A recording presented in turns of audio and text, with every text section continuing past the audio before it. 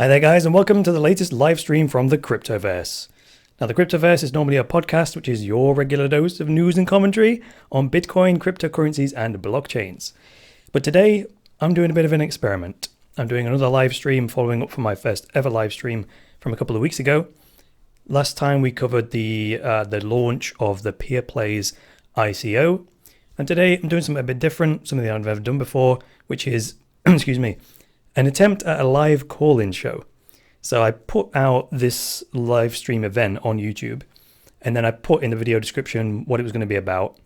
And I said, if you want to call in and ask a question, and also give me the opportunity to have a conversation with people that are new to cryptocurrency, and then get an understanding of what the community wants to learn, what challenges they're having, and so on. That gives me the fuel to go out and do the research and then bring the content to YouTube and to courses and all that kind of stuff, right? Now, the problem with doing an experiment is there's always an opportunity for all kinds of outcomes. And in this case, while I set up a dedicated Skype account for the live call-ins, and I invited everybody who saw the YouTube event to actually add the Cryptoverse on Skype if you want to call in and ask a question. Quite frankly, no one has done that. So this could be a little bit embarrassing, but I'm prepared for such an eventuality. Let's see what we've got in the chat already. What are we going to talk about? Well, it's a live call-in show, so I would assume that we're going to talk about whatever the people ask me about. If that doesn't happen, I have a backup list of talking points, which I'll go over now. So if nobody actually wants to call in, we'll just do it with the agenda that I've prepared. So I'll do it if no one calls in. If no one adds me on Skype right now, which is the Cryptoverse, it's just all one word. That's the Skype ID of the live call-in show handle. And then if you add me on Skype, post when you send the contact request, actually post the question you want to ask on live on air, and then I'll pick someone out, call you, and then I'll patch you right into the stream, and you can ask me the question live on air, and then I'll answer it as best I can. Right, if nobody does that, what we're going to do is we'll follow the normal Cryptoverse agenda, which is we'll look at a market roundup because I don't do an episode on a Saturday or Sunday normally, so that would be a market roundup. There are actually some interesting things to say on that front. So that would be changes in cryptocurrency prices and whatever reasons we can find for those. We can talk about the Bitcoin price chart like we do every day of the week. Again, gap on a weekend. Not that anything doesn't happen on the weekend. Of course it does, but just don't cover it because I need some time off. We can look at last week's news and look at some of the comments I received on YouTube. They're all very colourful, as they always are. What else we got here? Oh yeah, I might actually reveal who next week's guest is. I think it was it last week that I did the first ever interview when Amanda B. Johnson came on? Yeah, it was. Yeah, I had that conversation with her on Monday the 6th of March. And then I think I put that episode out on Tuesday, the 7th, didn't I? So this is the latest thread that I'm trying to, I hate that word. This is the latest thread that I am injecting into the Cryptoverse to keep it fresh. While the formula, the formula we have, which is like, what is the formula? It goes like announcements section, market roundup, Bitcoin price chart analysis, and then at the minute I'm doing the segregated witness and Bitcoin scaling forecast. And then what do? Then I get into the news, right? So that's the normal formula, and that's good because it's predictable. You know what you're going to get. However, if that continues like to just repeat forever, any even the biggest fans are going to get bored of that. So that's the biggest challenge as a content creator is you need a formula, right? So that people know what they're going to get and they can tune in for it. But it needs to evolve, right? Like the segregated witness forecast thing wasn't always in there. Neither was the announcement section, neither were the competitions that I've been running to win Bitcoin, all that kind of stuff, right? So for my latest trick, based on actually, I don't know if you participated in this, you guys. Did you participate in the Bitcoin giveaway where I said fill out my feedback survey and like 180 people responded and gave me all kinds of feedback and all kinds of ideas? One of the big things that stuck out from the feedback was that people wanted more guests. More guests? Well, there were no guests, right? And maybe I did a couple. I did Josh Shigala and I did Jeremy Kaufman live interview on video. Geez, couldn't continue with that just because I didn't have a process for doing it. You can imagine putting out a show a day of the Cryptoverse, I have to have a back end, like a formula, a workflow. So when I get up in the morning, I do boom, boom, boom, boom, boom, in order to get the show out. And even though it's only a 15-minute show every day, it's a 3-hour production process. You might find that hard to believe, but to pack what I pack into a 15-minute episode, that whole process from zero, researching the news and all that kind of thing, scripting it, doing the analysis, recording it, editing it, promoting it, and all that sort of stuff, it takes 3 hours every day. That's the first 3 hours of my workday is doing that. And then, so anyway, that's why I couldn't continue with the live interviews like I did with Josh and like with Jeremy, because it was just so time consuming and it was so clumsy because I didn't have a slick process. But anyway, based on the feedback of the survey, I was now like, okay, fine. I'm gonna make it happen one way or another. So I designed a process, 1 guest per week. Oh, we've got someone coming in on Skype, excuse me. We've got 2 actually. Let me add these people in here. Accept that one, accept that one. So you guys that have just SH and Chris Zan, if you do have a question, stick it in the Skype chat, please, and then I'll call you in a mo when I've finished rambling. To the peeps in the house. So let me just finish this thread. So I've designed a process where I can get 1 guest per week on the... would love to be in your YouTube live stream. Yes, well, you need a question. You need to actually ask a question so you can ask me on the air and I'll answer it. That's someone on the Skype chat there. So I've designed a process. Now I'm going to have a guest every week, starting with Amanda B. Johnson. She was actually the first person I thought of, and she likes to give interviews. She was a sure bet in terms of, coming on the show and being able to talk about what she likes to talk about. And then I think I've managed to book up the next 6 weeks already with guests. So I might actually reveal who this week's guest is later on. See, that's a little hook to keep you around. What else we got here? Yeah, future guests. I might talk about future guests that I'm chasing. And if we get time, and if the call-in show bit doesn't consume all of the time, we're going to be sticking around for about an hour today. We're already We're already been 6 minutes in, so I better get a move on. We can look at the news, because there are news stories that come out over the weekend. Excuse me. And do Heidi travels? No. What does that mean? I'm getting distracted by the chat. Shouldn't do that. So if we can cover some extra news, because I'm only doing 1 story a day, and there's so much news that comes out in the cryptocurrency space. Now, one thing I've failed to do so far is ask you guys in the chat to check the audio, to check the audio levels. How's the volume and stuff like that? Let me know if I'm coming. I assume I'm coming through loud and clear, because if I wasn't, the complaints would be coming in pretty swiftly. Hey, Time Whisper. Recognize that name from the YouTube comments. I recognize quite a few of you guys actually. Toby. Some people I don't recognize, so not quite sure what you lot found out about the live stream. But one thing I failed to do for the last live stream was actually announce it across social networks, because again, first time I'd done it, I hadn't actually got the process down pat. So here we go, we've got another Skype request coming in. I hadn't got the process down pat, so I had to forego the broadcasting it across social networks, because it was just a bridge too far, and I'd rather just get online and do it. And even then, if you watch the Peer Plays live stream, there was a good 3 minutes there where the stream was going, and I was doing final preparations before it actually got into the show. Whereas today, I think I managed to cut that down to about 30 seconds from actually beginning the stream to YouTube and then actually beginning talking. So let's see if any of these 3 people on Skype, I assume you guys on Skype, you 3 that have just added the Cryptoverse as a contact, I assume you want to ask a question. So put your question in the chat if you would. I'd like to add you as a contact. That's not a question. Love to be on the live stream. Yes, but you need to ask a question. Like to add you as a contact. Yes, but you need to ask a question. So another thing we can do is if you've got any questions in the chat, just stick them in the chat and I'll answer them that way. Let's see what we've got so far. Where do you personally buy Bitcoins? I personally buy Bitcoins from Coinbase, from BitSquare, and from uphold.com. In fact, when we had, I don't want to skip into that topic just yet, but let me switch to the screen sharing thing here. Let me go into the chart thingy bob here. You see, Is that coming through very well on the old screen share? I might have to zoom in. Because usually I'll do the zooms in the edit, but can't really do that at this point. You see this crazy candlestick here? That was when the ETF was announced on Friday. So when that happened and the price crashed right down here, I actually got a tip off from one of my patrons. I wasn't at my computer at the time. I guess a message in the patrons chat group like, the ETF announcement has come out, denied, right?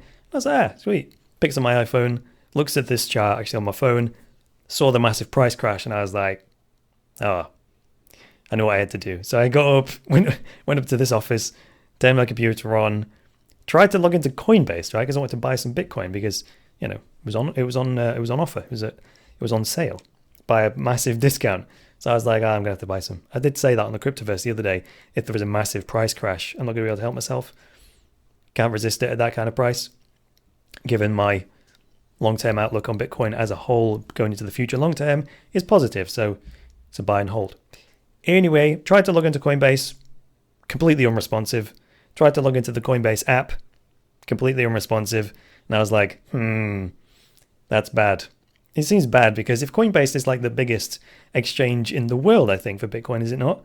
You'd have thought that A, their basic infrastructure would have been able to handle volume, and B, it's quite normal for IT departments to anticipate, spikes in demand. And the ETF announcement, I mean, come on now, it's Coinbase. I'm sure they would have anticipated the fact that the ETF announcement would have caused a torrent of trading volume in both directions. So I would have thought that it would have been common sense for them, and I'm sure, I don't know what went on with that, but I'm sure it would have been common sense for them to make provisions, extra bandwidth, extra server capacity, extra resources, just temporarily for that day. And you can do that, right? You can have boost servers and things like this, overflow and load balancing. But that didn't seem to happen. The very fact that I couldn't log in on my phone or on the web meant they lost some business. They lost my business on that day because I wasn't able to buy any. So I gave them like 3 minutes for the website to respond. And I'm like, I can't wait. This is the thing about the markets. There was a golden opportunity. So I'm not waiting around. And this is also why I have accounts with multiple exchanges, because that's just a decentralization. It's a diversification. I'm not relying on Coinbase because if I had, boom, I'd have been screwed. So instead, I was like, okay, fall down to my next preferable place, uphold.com, logged straight in, no problem, bought some Bitcoin in an instant, logged off my computer, went back downstairs and watched YouTube on my old Chromecast. So, sweet. So Coinbase lost that sale from me, and I'm sure they would have lost any other manner of other sales from that. So that was the bit of a question from the chat there. Where do I buy Bitcoin from there? I would like to buy more stuff from BitSquare, and I'm constantly recommending it. It seems to be in a catch-22 situation because it's a peer-to-peer exchange, because there's no buyers there, there's no sellers, and when there's no sellers, there's no buyers. So it's a bit clumsy at the minute. I mean, how do you bootstrap something like that? Localbitcoins.com has obviously got an advantage of being the first peer-to-peer sort of marketplace going, but it's still got a centralized website that could be taken down, DDoSed, blah, blah, blah, blah, blah. Okay, so I think we actually now have a question coming in from someone on Skype called SH. Let's see here.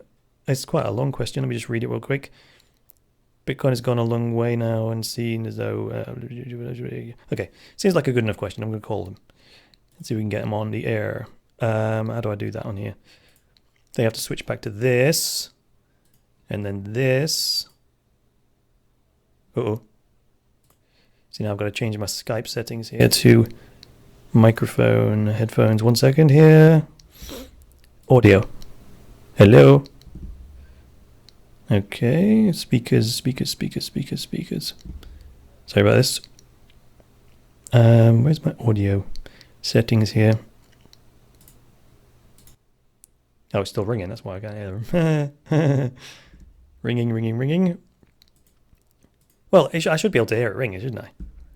That's not the problem. Well, the microphone's working. Skype's picking that up. Realtek audio device is the one I want, but I can't seem to hear it out of the thingy. Yeah, very strange. It's difficult to test this before you go online because you need like a real, a real person to call. I can't call myself, can I? Okay, now I can hear Skype. It just wasn't making a ringing noise. It says there's no answer, so I have to go back to the next person. Okay, so we've got Chris Zan. Let's see if we can get him on the line. Chris, are you there, mate? Hello, matey. Let me patch you into the live stream. There we go. Yeah, can you hear me? I can hear you fine, mate. Let me just check. Can you guys in the chat hear Chris and myself? Chris and Chris? Oh, people are asking, how do you find me on Skype? It's just, the Skype ID is the Cryptoverse, all one word. So if you add that on Skype, you'll get through. So, Chris, how you doing, matey? Yeah, I'm good, thanks. Yeah, really good. Nice one. So for you guys in the chat, if you don't know, Chris Zan was like probably, I think he was my second ever patron. The first one I've actually spoke about. Use Discord instead of Skype. Why? It works fine. The chat is quite distracting because it's always changing, you know what I mean? So anyway, Chris. So Pete, you're coming through loud and clear according to the chat. So what would you like to talk about, mate?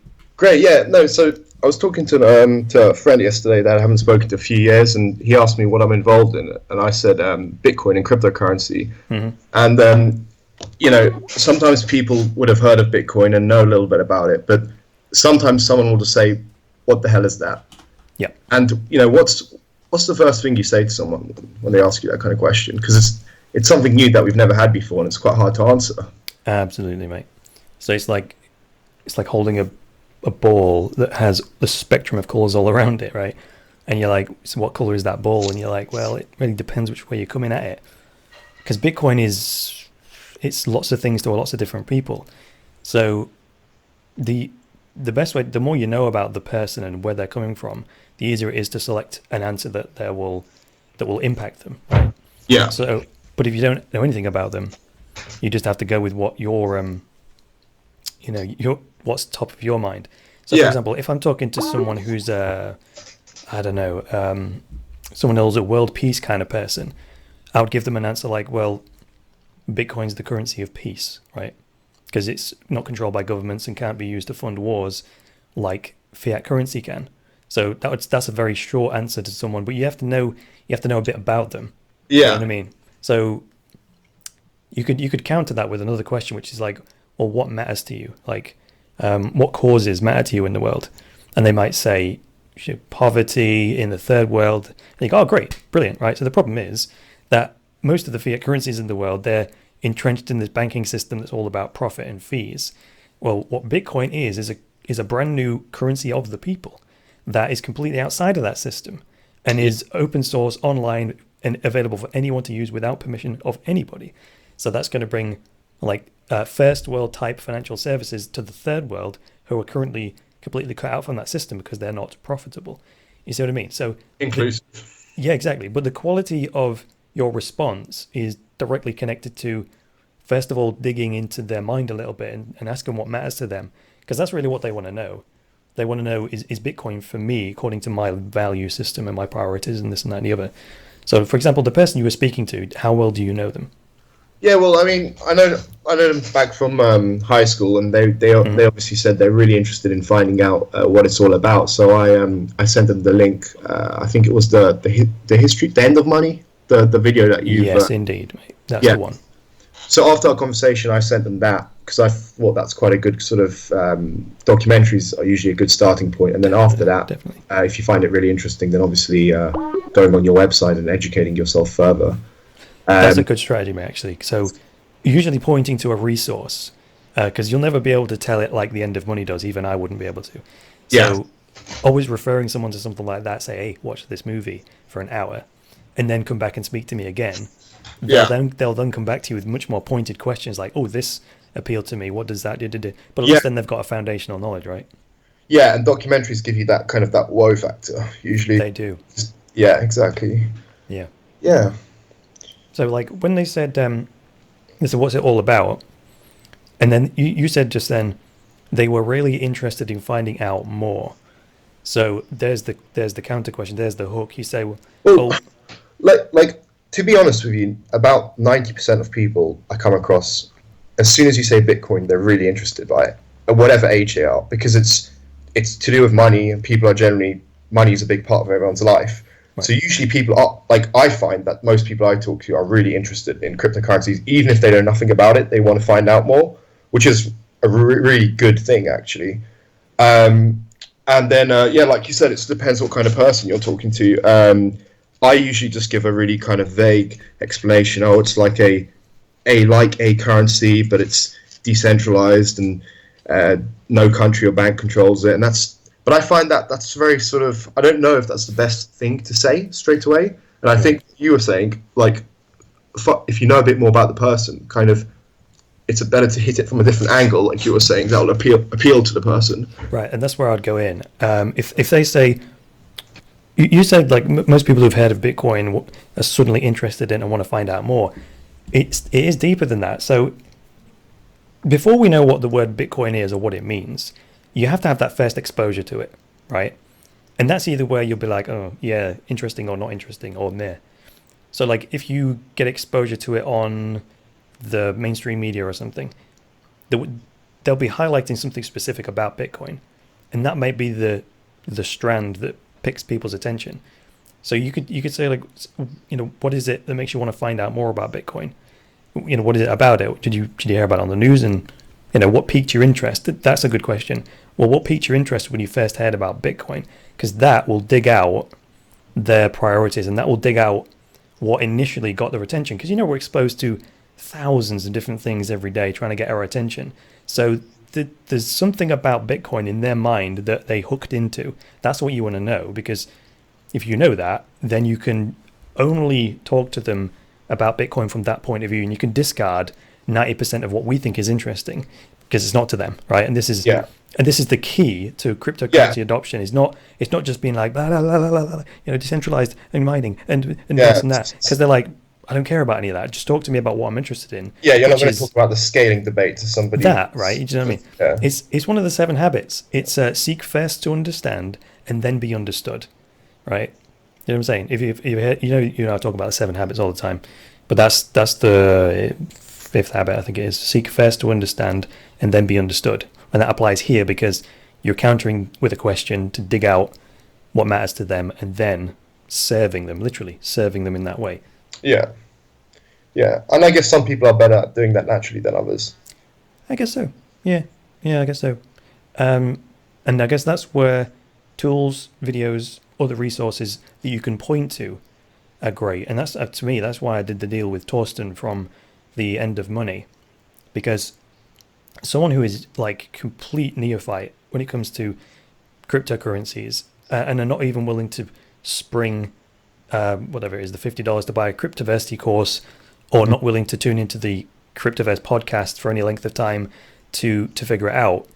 People want a very quick way of getting a feel for it and answering that question: is this for me or not? Is it worthy of my attention or not?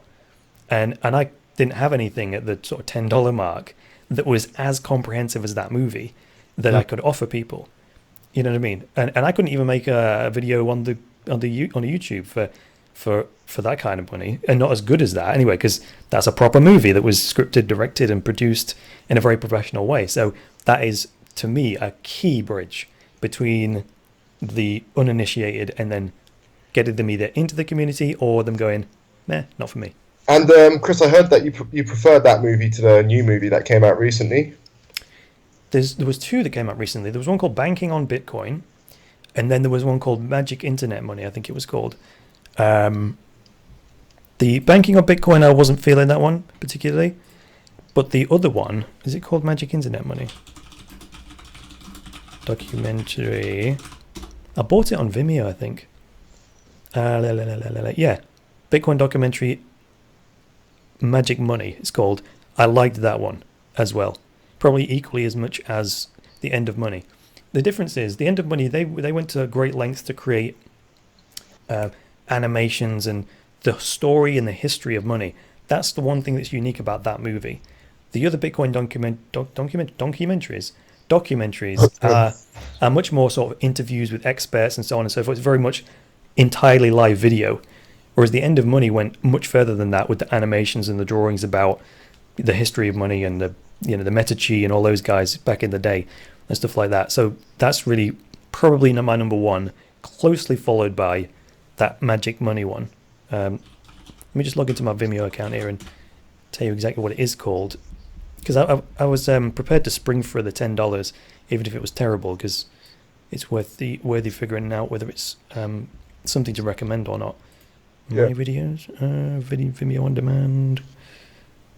Can't even find it now. Where do I find my own purchases on this thing?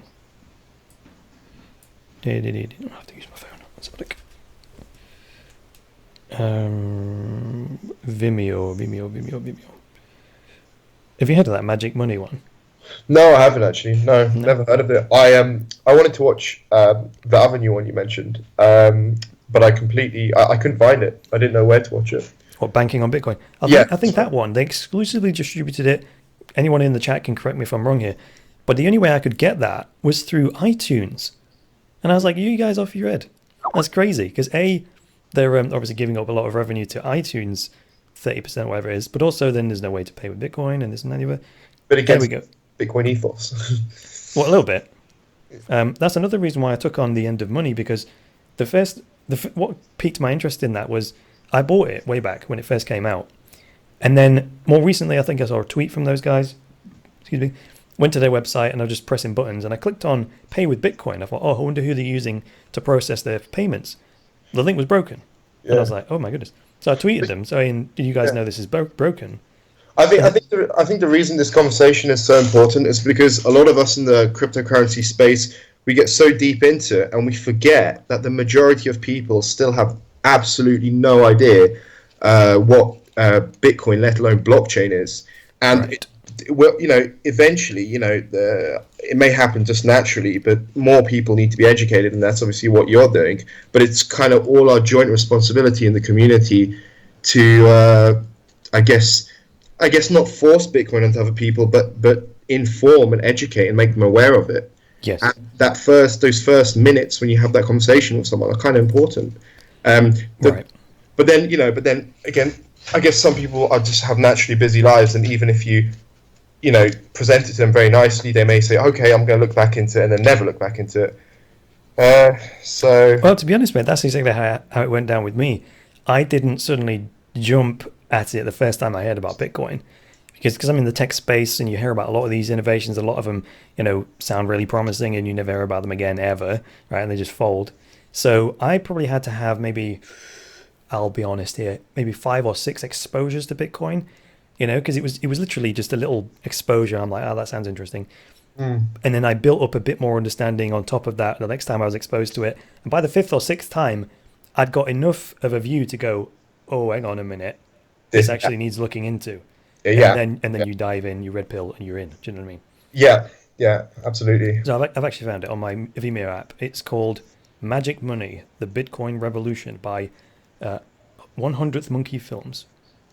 It's 55 minutes long. And that one, yes, I definitely recommend that one wholeheartedly. It's very, very good indeed. All right. Already, matey? Got any more questions? No, not really. I see a lot of people going about the prices, but I think I don't really have any questions about that for now. Good man. And I'd also hope that one of the other visions for my Cryptoversity courses were not just for individuals who want to know about Bitcoin to just come directly to Cryptoversity. I mean, you're probably a good example of this, but I have absolutely no problem with you consuming all of the information and then going and reteaching that to people and even charging people to do so. Not a problem with that at all, because you can reach people that I will never reach, even with an online business. So I hope that would happen in terms of a ripple effect. My students would become teachers and then teach others and teach others and teach others, right? So I'm doing my best in that regard. Yeah, well, I've taught my mum quite a lot, so my first student. Good man. I was toying with an idea of making a course like how to start your own crypto podcast, so that you can actually set up in competition, if you like, with the Cryptoverse. Because again, it's not about me, it's about cryptocurrency adoption. And I'm like, I've still only got 7,000 subscribers, and there's tons of people I'm missing, right? Which I will never be able to reach no matter how big my channel gets. So I was thinking, how do I empower other people, help them, especially you? I always think about you. How do we establish your own business in the crypto space so you can make a living from it and all that sort of stuff?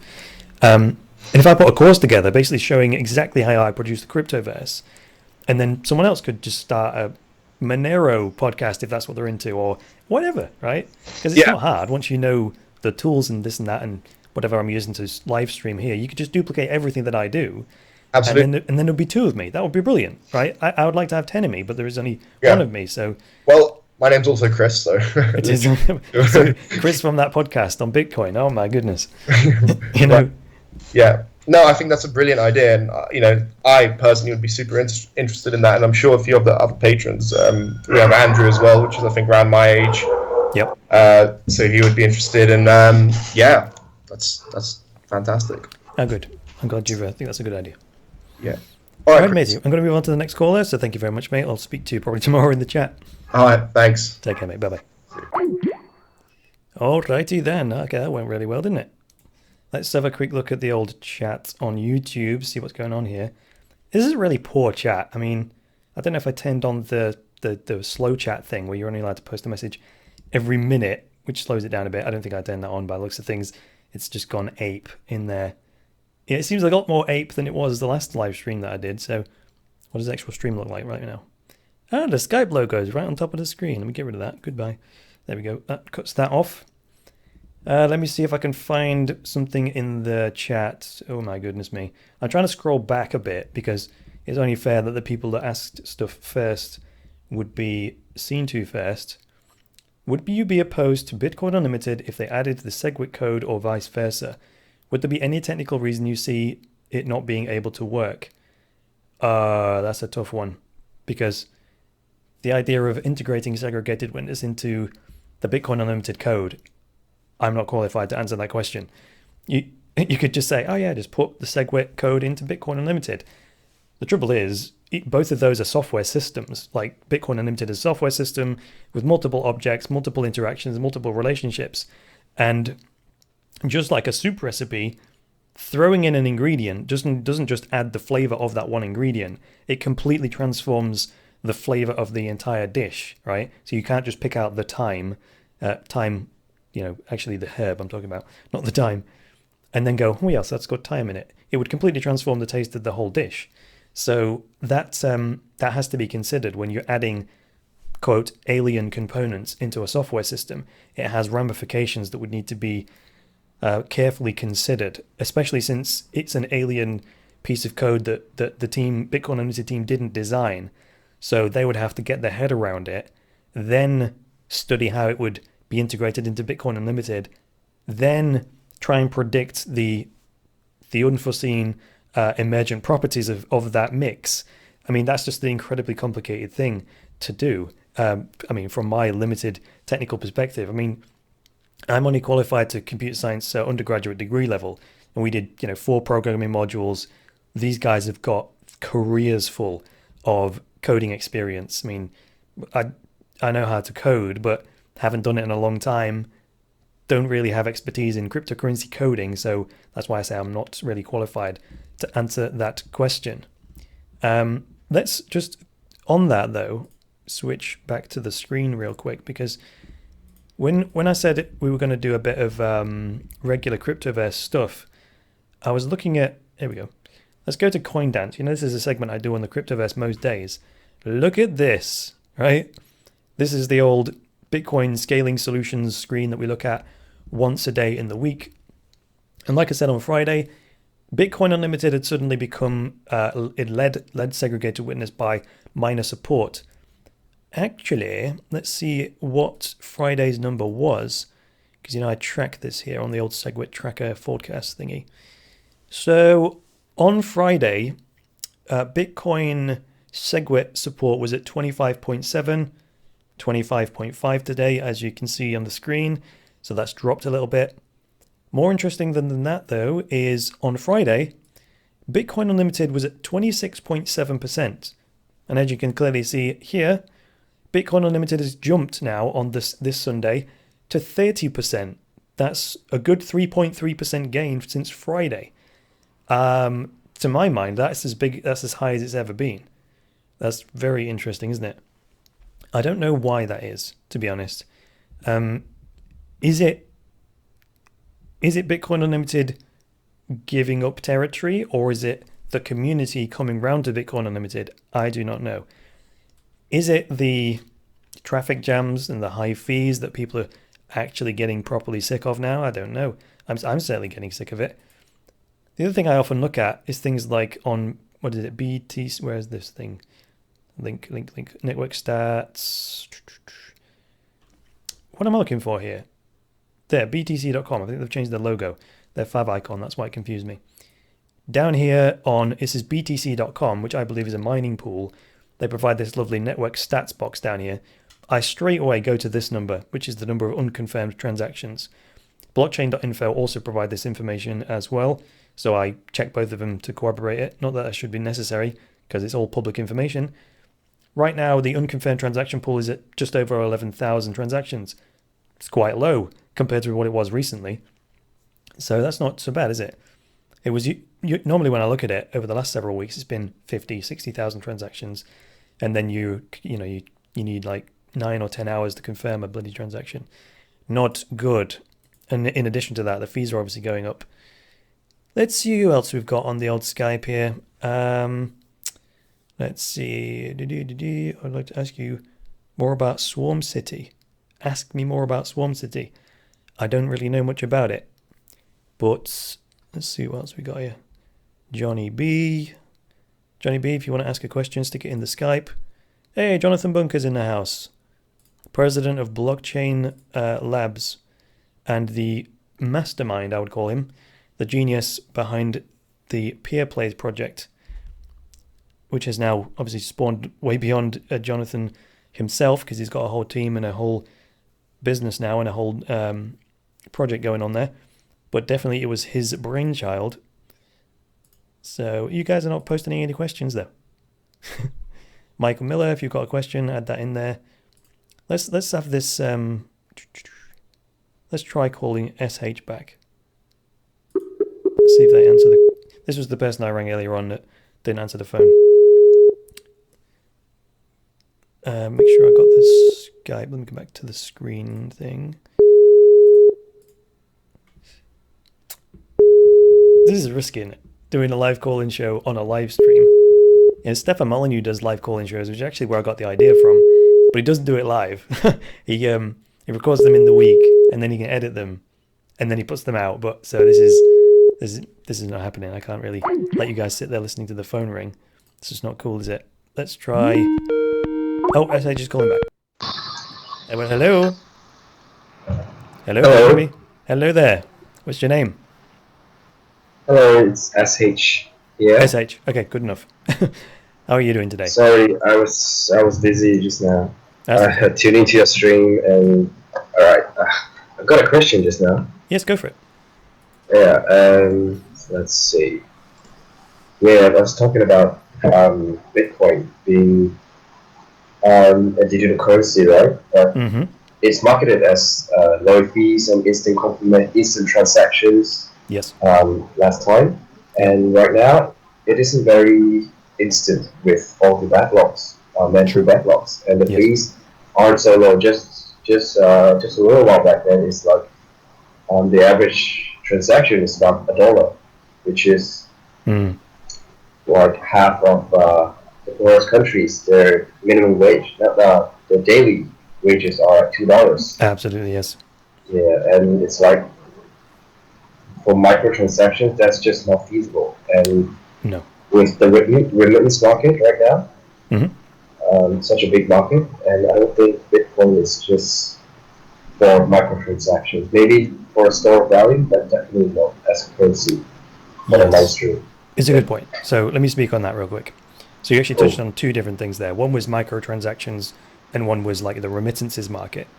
Correct. So if you've watched any of Andreas Antonopoulos' videos, and or anyone in the crypto space, when Bitcoin came around, remittances was like one of the big things that Bitcoin was going to completely transform. And there's a lot of criticism around, MoneyGram and Western Union, because they charge all these high fees, and someone who is remitting payment to someone in the third world from England or the United States might lose, say, 10 or 15% of that, which is a lot of money. Right. And it was like, yeah, Bitcoin's the savior. Well, what happens if transaction fees keep going up, and then it's no better to use Bitcoin than, say, Western Union? You know what I mean? What if the transaction fees get so high that it is 10 or 15% of the transaction? We're right back to where we started. You know what I mean? That's not really the idea, was it? Unfortunately, there's nothing you can really do about it. We, as a community, nothing we can really do about it. Because Bitcoin is so useful for so many things, all of those different communities are having to compete to use the capacity that Bitcoin has. You know, some people want to use it as a store of value, some people want to trade it, some people want to use it for remittances, and all those people are competing for Bitcoin's capacity. And that's why, you know, sometimes you get this massive influx of transactions into the unconfirmed transaction pool, and that's you could say it was one of the downsides of the free market, but that's actually how the free market is supposed to work. So if Bitcoin does get to that point and it becomes non-feasible for someone in the third world to pay $1 transaction fee, that opens an opportunity again, a problem to be solved for someone else, another currency, another project. You know what I mean? Bitcoin ceases to be useful for those people from then on. But I do take your point, though. Even that documentary we just spoke about, Bitcoin, the End of Money, it does promote, because it was brought out a couple of years ago, it promotes Bitcoin as, you know, global, open source, you know, free transactions, this and that, which was a reality then. And I don't know how anyone expected Bitcoin transactions to be free forever, because that's just not sustainable, is it? You know what I mean? Yeah, totally agree. That's actually one of the criticisms, if you like. I was watching the live streams and the recordings from Anarchapulco, where there were these debates on the crypto show about, you know, you saw, like, did you see this? Like Roger Ver versus Tone Vase. Yeah, I saw the debate, right? Yeah. Okay. Yeah. And then there was a guy from Blockstream, Johnny someone or other. He seemed like a really smart guy. He seemed to know his stuff. And I like it when people are debating and they can maintain their composure, right? Now Roger Ver is a passionate guy. I'm not bagging on him for being passionate, but Johnny was able to sort of take the onslaught of questions and then just calmly say, okay, I think that's incorrect because, you know what I mean? And I understand Roger Ver is just infuriated because he's a businessman and he's trying to get on with his business and he can't. Yeah. But one of the criticisms of things like Bitcoin Unlimited and continually increasing the block size is that Johnny was saying that the demand for free transactions, the demand for transactions that don't charge a fee is unlimited, right? There's an unlimited amount of demand for that. And you're like, okay, I can see that, right? There will always be people wanting to use a free service. You know, there's no end to amount of demand for that. The problem is, it isn't free to deliver. You know, for running a Bitcoin node isn't free, the bandwidth isn't free, mining isn't free, electricity isn't free. So you can't have a network with no revenue, right? Say the block reward runs out and all we've got is transaction fees. You can't have a network with no fees and costs. Just doesn't make any sense, right? That would be like a business that gives away its product but still has all of the staff costs and all of the costs of running a business. He's going to die sooner, you know, before long. So that's a problem. So I'm not quite sure how that problem is going to get solved. Yeah. You know what I mean? Absolutely. So what was your question? You were saying, what if we were wrong all the while about Bitcoin? What if it's not feasible anymore and another cryptocurrency like Monero or Dash takes its place, you know, as the majority market cap of all cryptos? Yes. So what happens if Bitcoin can no longer serve the purposes which we believed it was for, like remittances? A new currency. So this is an interesting point. Let me see if I can switch over to the screen again. Now, I'm hoping the Skype call is going to stay going if I do this. I mean, you'll stay on the Skype with me. I just don't know if the people will still be able to hear it. So, guys in the chat, I'm gonna press a button. So, can you let me know if SH you can still hear him on the thing? It's all right. I've switched it. Can you guys let me know if you can still hear him? What I've just switched over here to is CoinMarketCap, because at the very top of the screen, it displays these overall numbers for the whole space. So it says things like overall market cap of all coins, total trading volume for 24 hours, and then this is one of my favorite numbers, Bitcoin's dominance. And at the minute, it's 82%. And when you click on that number, it gives you like a long-term view of this. So this is like how much of the whole cryptoverse of coins is owed to Bitcoin's market cap. And actually, Roger V, I think he pointed this out on Twitter the other day. It's got a gentle downtrend, meaning the competition from other coins is starting to erode Bitcoin's market share, which is exactly what you're talking about. Like, which obviously is indicative of it being, well, it's becoming less and less fit for purpose. Fit for purpose. It just means that Bitcoin's going to evolve. Is going to evolve into something else. We thought it was going to be the solution to free transactions and microtransactions, and it was for a while, but maybe it's kind of quote grown out of that, and it no longer can serve that purpose, which doesn't. It leaves the problem is still there, so it's an opportunity for another coin, maybe Litecoin, maybe Monero, maybe Dash, to fill. You know what I mean? Yeah. But they're gonna have the same problems, of course. They can't continue to offer zero fee transactions forever. They're going to need some kind of revenue from somewhere beyond just creating new currency. You know what I mean?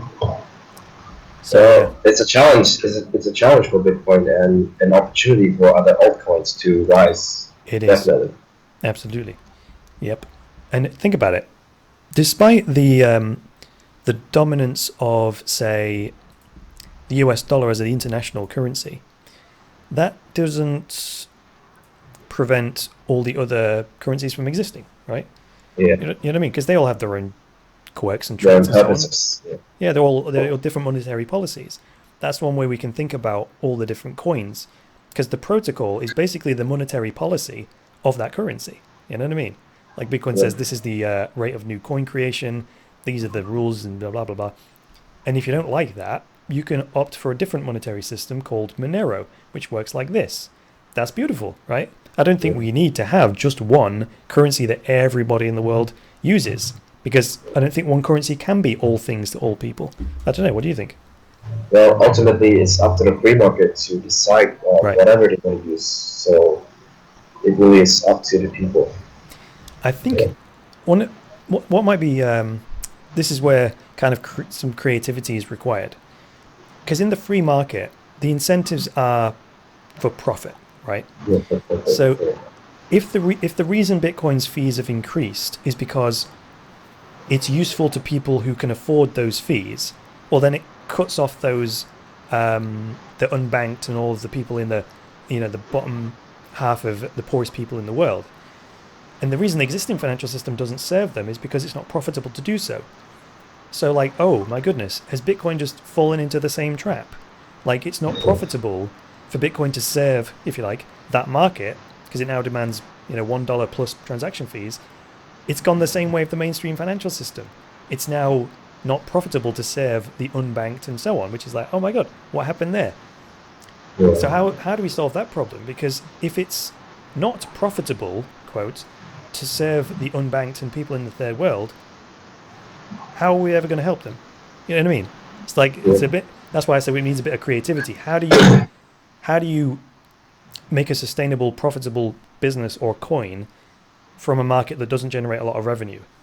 That seems like an impossible problem, but I'm sure it's not. You see where I'm coming from? Yeah. You know what I mean?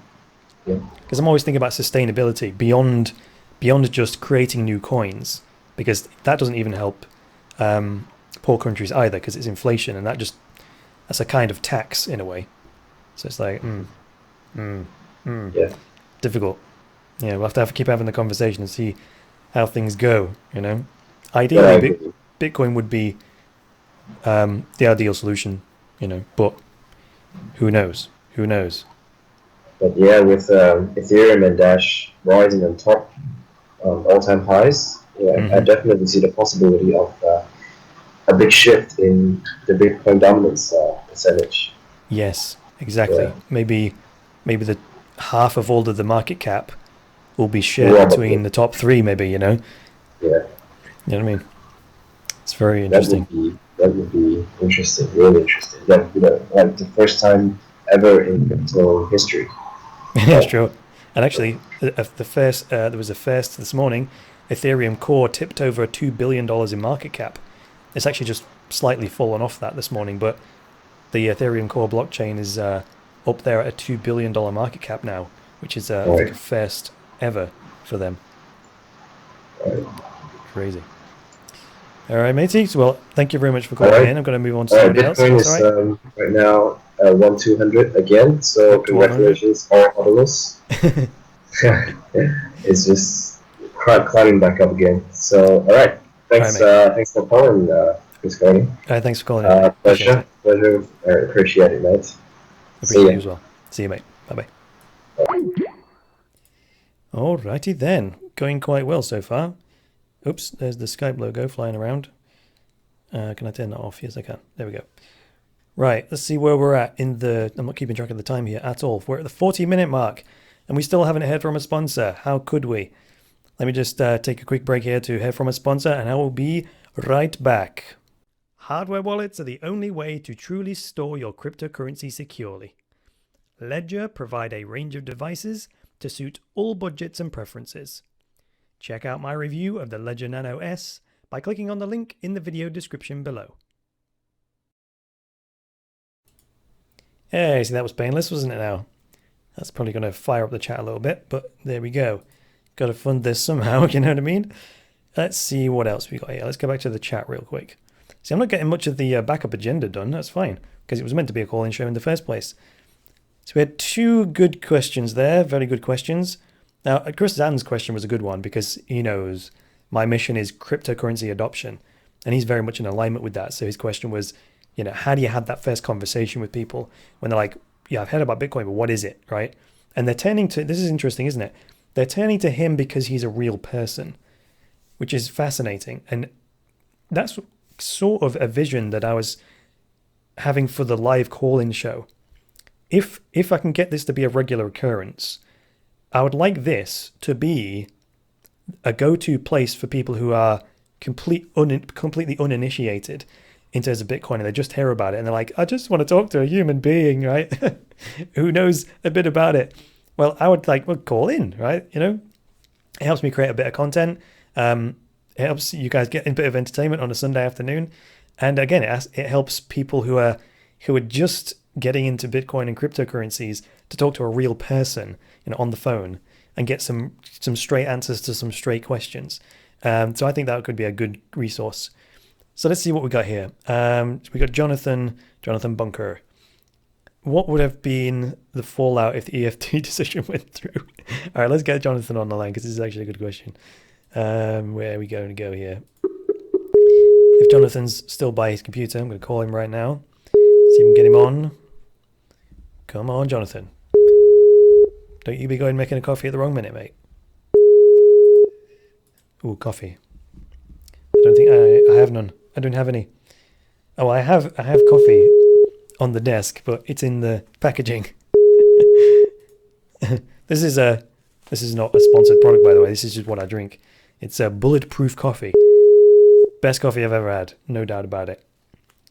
It's expensive. Well, no, it's expensive. That's not fair. It has a higher price than other coffees, but I think it's well worth it because you don't really get a coffee crash because it's much purer. Oh no, Jonathan's walked away from his computer as well.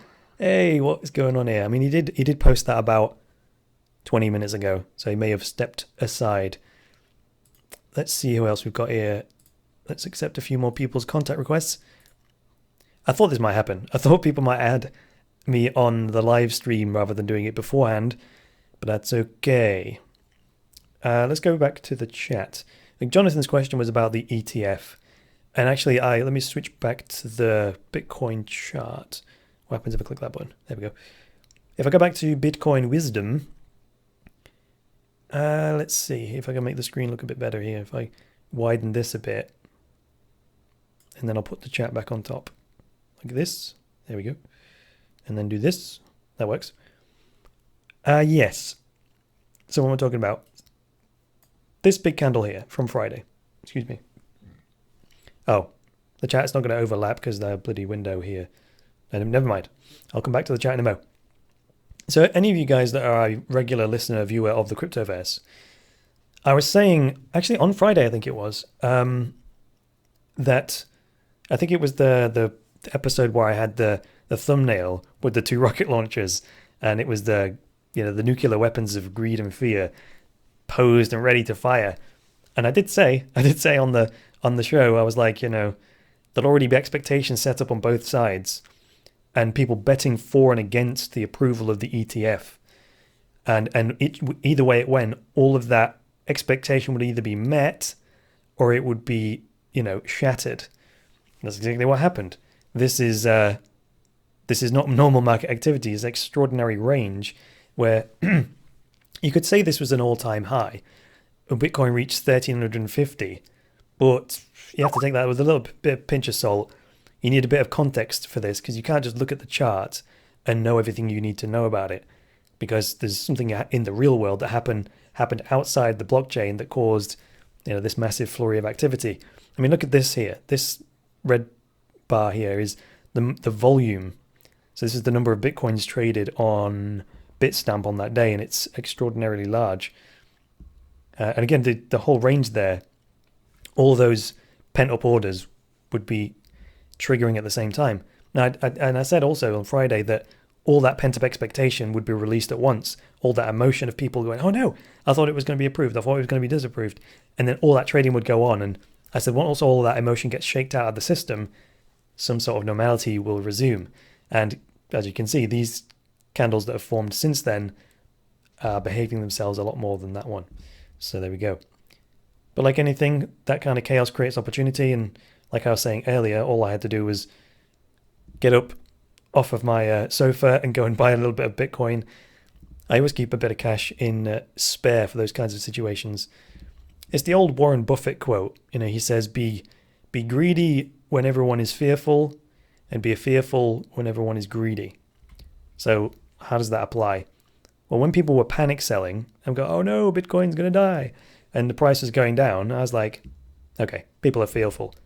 Time to be greedy, right? So I bought Bitcoin. I bought Bitcoin at $1,080, I believe, which was when it was, I kind of missed the biggest part of the crash. If I put the crosshair on here. Oh, you're not even looking at what I'm looking at, are you? Sorry about that. So here, the price is right up here now at $1,200. But when it was crashing down, I got in about here. So by no means did I get it as cheap as it was, because I missed it. I wasn't watching the charts like a hawk all the time. I was monitoring it right up until the end of my workday, and I thought, the announcement's not going to come today. There was all that speculation about the ETF's not going to be announced on Friday. It's actually Monday. And then people know it's Monday, no, it's Friday, no, it's Monday, no, it's Friday. And I was like, okay, fine, it's probably Monday then. But then, of course, it was on Friday, quite late in the day, and then boom, that went crazy. So I took Warren Buffett's advice and was greedy when everyone else was fearful. And already, even though I had paid a transaction fee for through Uphold, and even though I got a poorer exchange rate than the market, that's already been recovered because of the price increase since then. It's already gone up $120 since then. Let's see what else we got here. Do we have anyone else on Skype? Yes, we have Martin asking. I'll ask my question here if you want to answer. Well, I'd asked him to type it in. That's just a safeguard for me in case I get a lunatic calling in. No offense, but I don't know these people, and I'm doing it live. That's the other risk. But I can always hang up if a lunatic does call in, or a troll. I don't know if the trolls dare. The keyboard warriors who troll me in the comments. I don't think they've got the, pardon me, balls to call in and talk to me on air like that. So actually, I might have a trolling session where I invite the trolls on to debate me live on the show. All those people that go, Chris is a dash shill. Well, I can be, because a shill is someone who hides the fact that they are paid for something. And everyone knows Dash pays me for the sponsorship. It's the way it goes. They have a treasury budget, and they pay me for those little clips. So does Tunnelbear, so does flipping Voltoro, and so does Ledger, right? They're advertising on my show. That's the way that I'm able to bring this content for you without you guys paying for it, I get some ad revenue from YouTube, but that's minuscule by comparison. I couldn't possibly do this for a living if not. Oh, Martin assures me he's not a troll. Okay. Long-term daily view of the Cryptoverse. I focus a lot on Bitcoin and even Litecoin. Use that analogy for Bitcoin first generation mobile phones. Okay. The question's a bit long to type, so let's have him in then. I'll trust him. Here comes Martin. Come on, Martin. Hello, Martin. Are you there, mate? Hello, Martin. Are you there? Hey. Hello, sir. How are you? Hey, sorry, I got your chat on. I can't. I'm gonna have to close down your window because I can't hear what you're saying. Oh, fair enough. Yeah. You'll have to do sorry. audio streams. I've closed it down now, so I can just speak to you. Yeah, it was lagging a little bit. So, yeah, I'm a long-term viewer of your show, and I think what you do is very, very good. Thank you, sir. But what I want to say is that I do notice that you focus a lot on Bitcoin, and well, also because of the SegWit part, you focus on Litecoin. In my opinion, Bitcoin is an amazing technology, and it was an amazing invention. But as we're seeing now with the scaling issues, that really they look like they are not going to be solved, especially in the short term anyway. You mean like a stalemate? Yes, indeed. Now I see. What I want to say is, I want to make the analogy that Bitcoin is like a first generation mobile phone. Remember the ones where you used to carry around the mobile phone and have a backpack to wear the battery? Oh, you're going that far back? Fair enough. Yeah. Yeah, I'm going to. I personally don't remember that because I wasn't old enough, but I've heard that they did exist. Yeah. I mean, that was a little bit before my time, but I mean, I was told of the first people who had them. My parents' friends. They would the briefcase battery job. Yeah, they would have a bag with a battery in it. So exactly. I want to make the analogy that the Bitcoin and any clones of Bitcoin are basically like a first generation mobile phone. Okay. And that the ones that followed, like let's say Monero, Zcash, and Dash, we can say they're maybe like second generation phones like Nokia 5110s, this kind of thing. Yes. They're following a similar technology, but they've made improvements, and it's still quite similar, but they're better. Now, I see that in the long term, we're going to be finally turning to sort of third and fourth generation, before we get to a smartphone. Yes, it would have been stupid back in the day to say, oh, this new invention of a mobile phone with the battery that we're carrying on a backpack is going to be what we're using forever to solve our problems, Yes. But I see right now that the majority of the Bitcoin community consider Bitcoin to be like that. They consider this is the ultimate. Whereas I think it's very clear that it is a first generation. It's very good, but it's the first generation, and now we've got second generation, and we've got people working on the third generation of coins that that people don't even know about yet because they're not in the forefront. So my question is, getting to the point, bearing this in mind, I want to ask you why you focus so much on Bitcoin and other technologies based around Bitcoin, rather than looking to the future of what it may become and spending more time on analyzing what's up and coming. Because to be honest, Bitcoin is not going to solve the problem of having a day-to-day use, electronic currency. It's gonna maintain its store of value.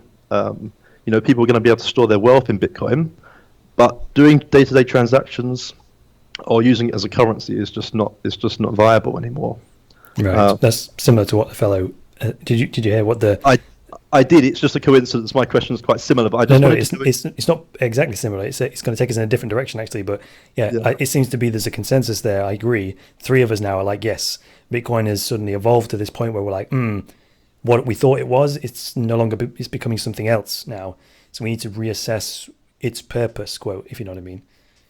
So let me see here. Thinking about your phone analogy. Why do I focus so much on Bitcoin? Okay, from a purely practical point of view, it's because it has the biggest community, right? And to be perfectly honest, if I have any hope in hell of sustaining my channel and the business that I have, it has to mirror largely the population distribution of the cryptoverse as a community as a whole. So the vast majority of like the businesses, the infrastructure, and the awareness is in Bitcoin. So the reason that Amanda is able to have like Dash detailed is because she doesn't have to turn it into a profitable business, because the Dash network itself, pays her to do that. So she doesn't have to worry about ads or sustainable revenue sources or anything like that. So she can just remain in the Dash ecosystem no matter how populous, and it's sustainable, right? So that's actually an honest to God answer from a business and a practical point of view, because I'm having to balance service to the community with actually making it sustainable for me to do this for a living. So that's the first honest answer. Now let's take it to a more abstract, objective level. So Andreas Antonopoulos, he wrote Mastering Bitcoin, and he put on the cover of that book the leafcutter ants, right? And people are like, what's that mean? What's that got to do with technology? And he used that because it's a metaphor for Bitcoin. So you're like an ant, and this is like systems theory. An ant individually as an agent is a very simple organism. You take it in isolation and you stick it in a bowl, and it just exhibits this random behavior. It's just all over the place, right? Whereas so it has a very small set of, let's use code, like instructions that it can execute. It's just like stimulus system. It's a very simple organism. Whereas when you start adding multiples of these leafcutter ants into a group, and they start exhibiting these incredibly complex behaviors, like an ant colony, the behavior where they start farming aphids and they start, they have soldiers that go out and get the food, and then they have a production line and all this. You're like, where does that behavior come from? That seems intelligent, right? It's suddenly this intelligence emerges from all these very simple organisms somehow working together and becoming this complex system, right? So what am I talking about here? How does that relate to Bitcoin? Well, this is where the argument is for keeping Bitcoin simple, right? Keeping it to the however many opcodes there are in Bitcoin, keeping it very, very simple and saying, right, this is the very basic toolkit, right? You get a hammer, you get a spanner, you get an Allen key, and you get a socket wrench, right? That's it, right? Now, that's the foundation of most people's toolboxes. But the manner of things you can build with it and the uses are enormous, right? Because the basic toolkit has utility. Now, you could start adding all kinds of fancy stuff into the toolbox, most of which you wouldn't use, but maybe that would be inefficient. So Bitcoin exhibits the same property as the leafcutter ant, is that once you restrict the basic functionality of the network and say, right, the basic services of the Bitcoin protocol are that it limits like the supply of new coins, it has this consensus algorithm and so on, and that is what Bitcoin does, right? Now, what you do with that is up to your creative mind.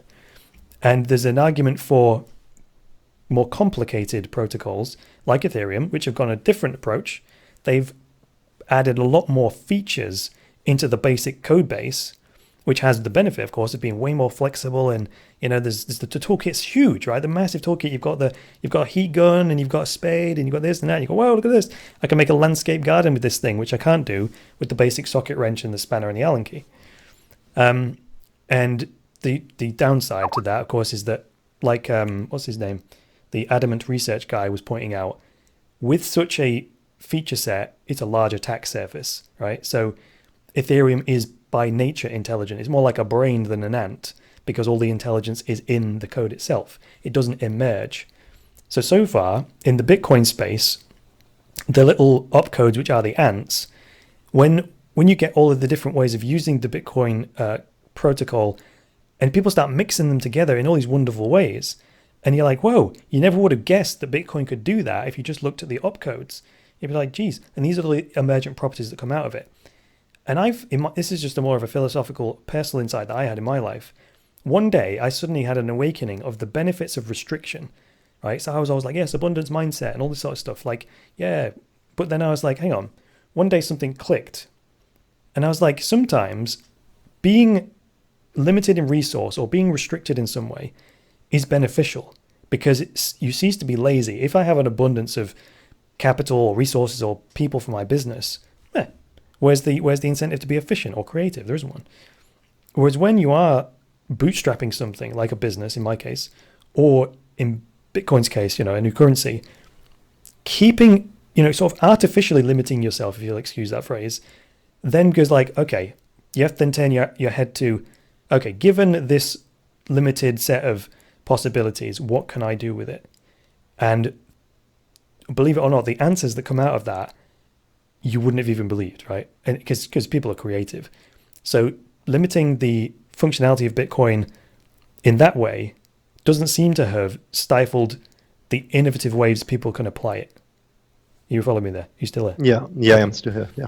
So I think that is why the Bitcoin purists want to keep it, quote, primitive, because it's pure. And the arguments against things like Ethereum and Dash is you call them like crypto 2.0 because they're more feature rich, they're more complex, and they can do more stuff. But they're better at solving other, being a real currency rather than just a store of value. Right.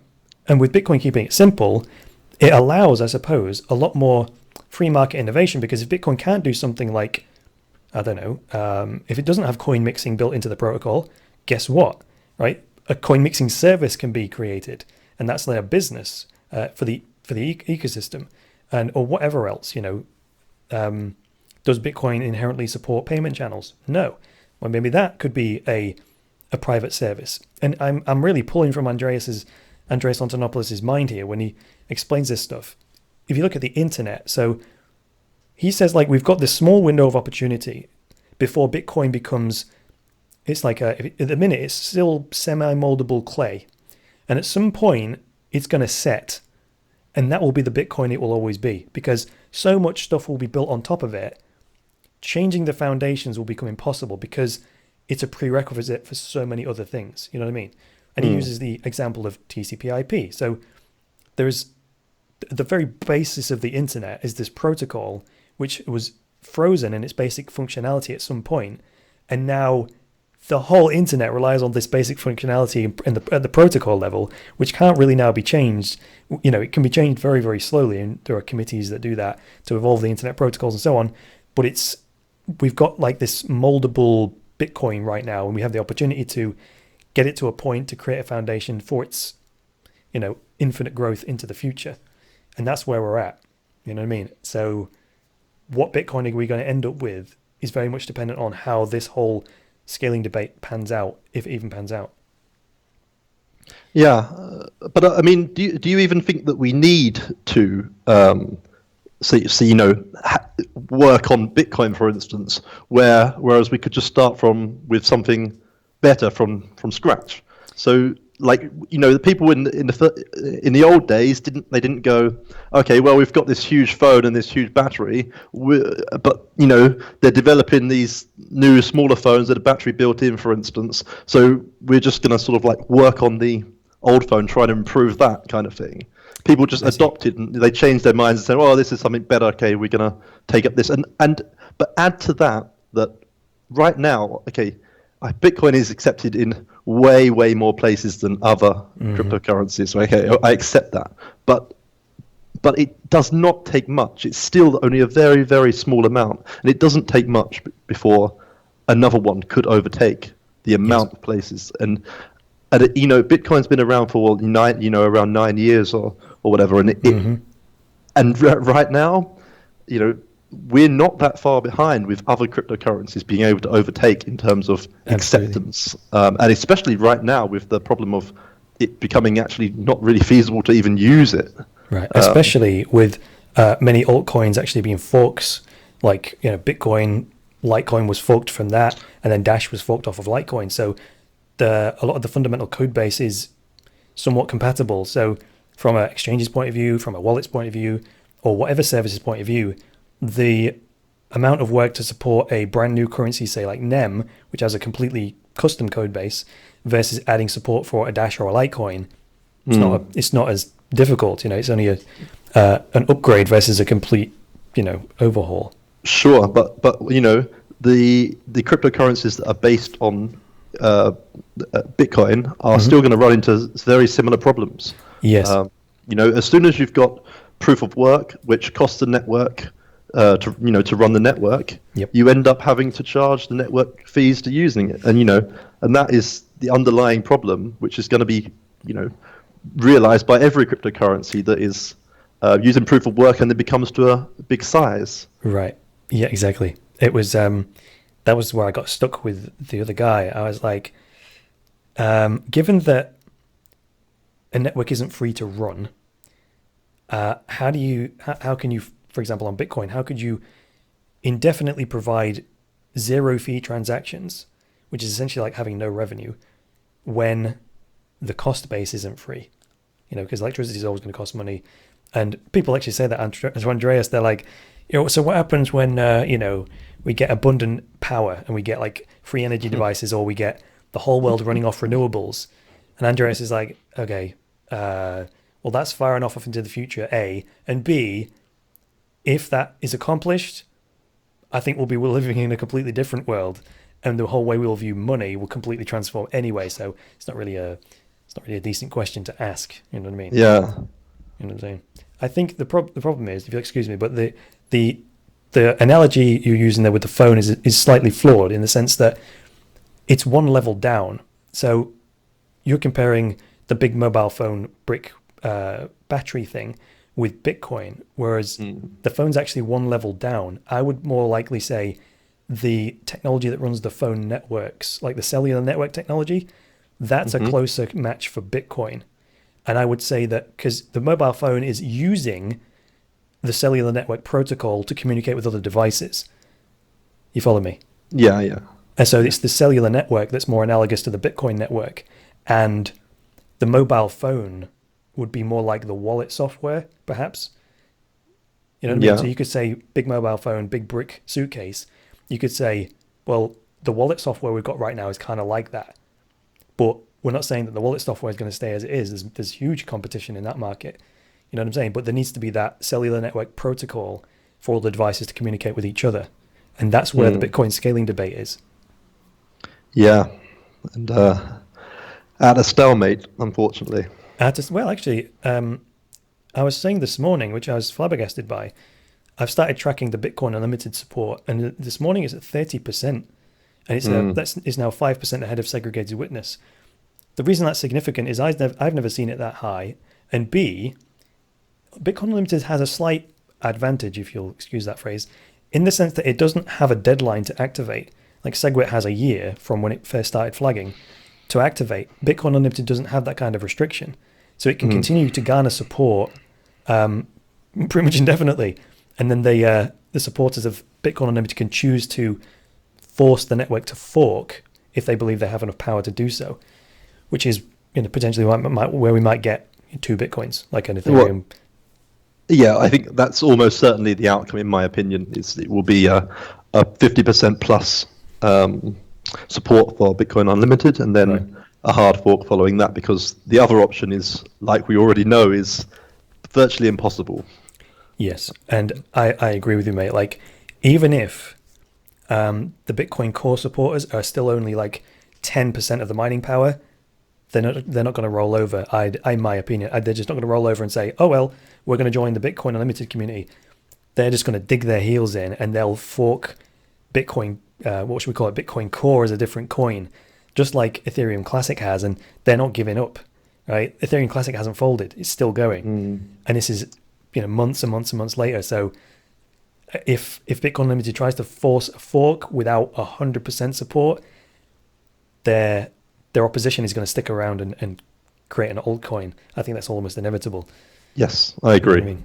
So and then that's up to the free market then. The people I feel for, though, and this is going to cause me a headache as a Bitcoin educator, is the average person is going to be like, why are there 2 Bitcoins? What's the difference? And I'm going to be like, oh Lord, right? And which one should I use? Oh no, that's going to cause me a hell of a lot of problems. But I mean, it's kind of an opportunity for me, because it creates an education challenge which I can then solve. But I'd rather not. I might make money selling courses answering those questions, but I'd rather not. I'd rather Bitcoin succeed. Actually, I'm actually actively trying to put myself out of business by everyone understanding what Bitcoin is and using it. And when that job is done, I'll close Cryptoversity down and go, mission accomplished, and I'll do something else with my life, right? I don't think that's going to happen for a long time, but I'm doing my damnedest to actually put myself out of business in that regard. Yes, you're a long way off that. I think so. Cool, mate. Yeah. Okay then. Thank you very much for having me. Yep. Thanks. I hope you'll call in again. That was a very interesting question and a discussion. Yeah. Next time you can expand on where you would go with alternative coins if you updated your show and moved slowly away from Bitcoin. You could. I think before you go, I think that is inevitable. Like I was saying earlier on in the opening, I don't know if you hear in the first few minutes, but I am constantly thinking about how to evolve the show format. And on the last survey, people were like, "Can you get more guests?" That was quite a common request. So now I'm going to have a weekly guest coming in to chat. So once the revenue for the business gets to a point where I can start leveraging, employing some people to outsource some of the stuff that I do, that will create the space to expand the range of content. There's so much happens in Bitcoin that I can barely keep up with it. So to expand into other coins and so on, I'd need greater resources, which is why end of every show I'm like, please support the Cryptoverse by becoming a patron, because I'm not just going to buy a Ferrari with those resources, right? It just, come on, that's not, I've got a mission to accomplish. I will spend that money on funding not-for-profit Bitcoin projects, or I'll fund it on hiring a video editor so they can do that bit and I can research other things. Genuinely, that's what's going to happen. I just need the resources to be able to do that. So that'll happen over time. Yeah. Okay. Well, I wish you good luck. Thank you. Stay tuned. Yeah. Thank you very much. Bye. Right, see you, mate. Bye-bye. Well, this is going rather well. I was slightly.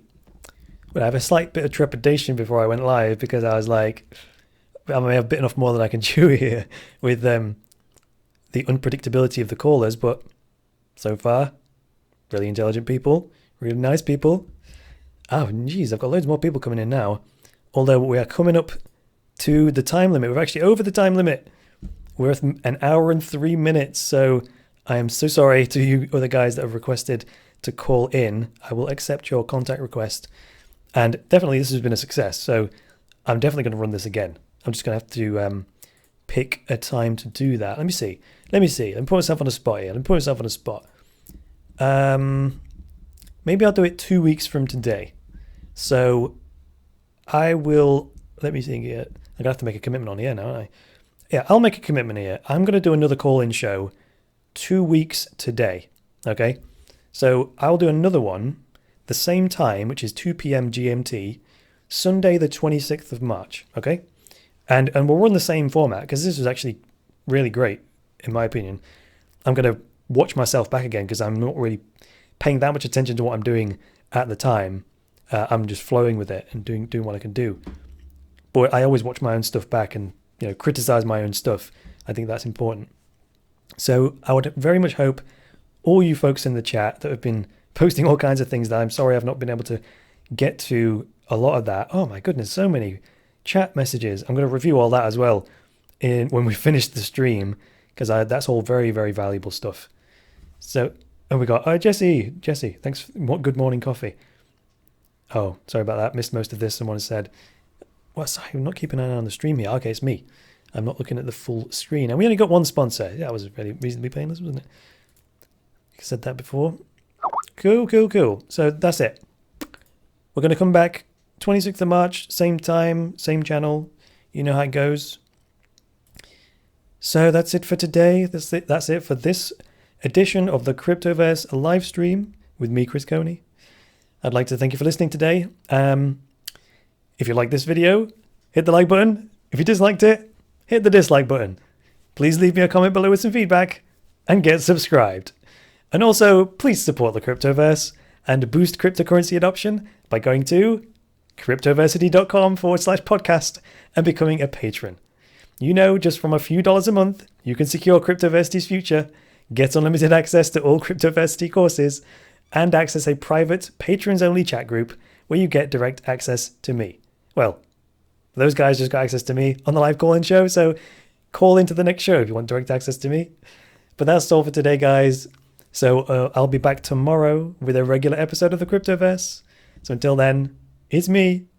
Hang on a minute, I've got to prepare my outro here. Sorry. Until then, it's me, Chris Coney, saying bye for now.